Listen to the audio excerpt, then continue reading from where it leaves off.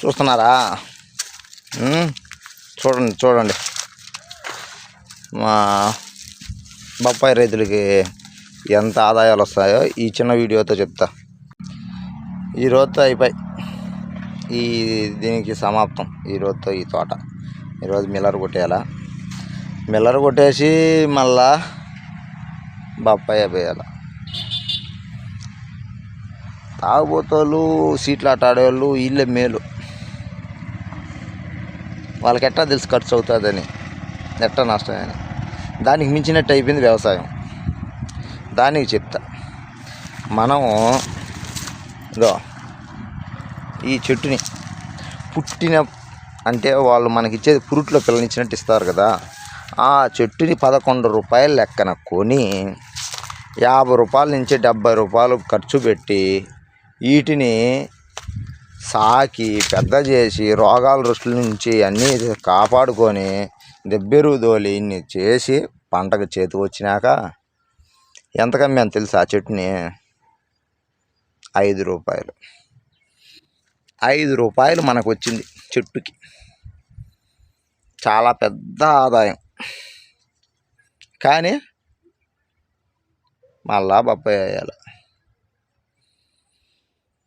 దీనికోటి వాళ్ళు మాత్రం చెప్పాలంటే, మేము బొప్పాయి వాళ్ళం,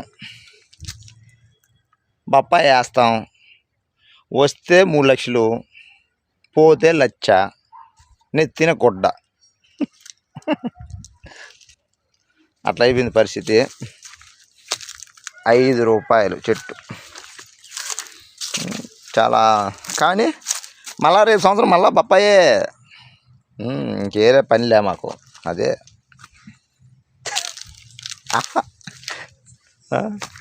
ఊరికినే కూర్చున్న వాళ్ళు ఏమో లక్షలు సంపాదిస్తున్నారు.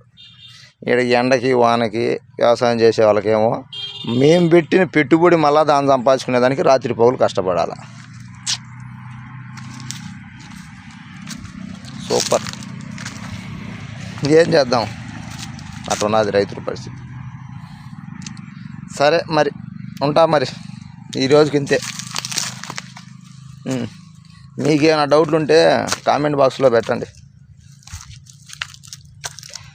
పంట బాగా చేసేదానికి మనం చెప్పగలుగుతాం, కానీ రేట్లు లేని దానికి మనం ఏమీ చేయలేం. రైతులు ఏం చేయలేడు. దాన్ని చెట్టుని ఎట్ట డెవలప్ చేసుకోవాలా, దాన్ని కాయ ఎక్కువ పట్టేట్టుగా ఏం చేయాలా, ఏ ఎరువులు వేయాలి, ఏ మందులు వేయాలి అది నాకు తెలుసు, కానీ పంట అమ్ముకునేది నాకు చేత కాదు. సరే, అందరికీ నమస్తే. నాకు మంచి కోరే వాళ్ళందరూ బాగుండాలి.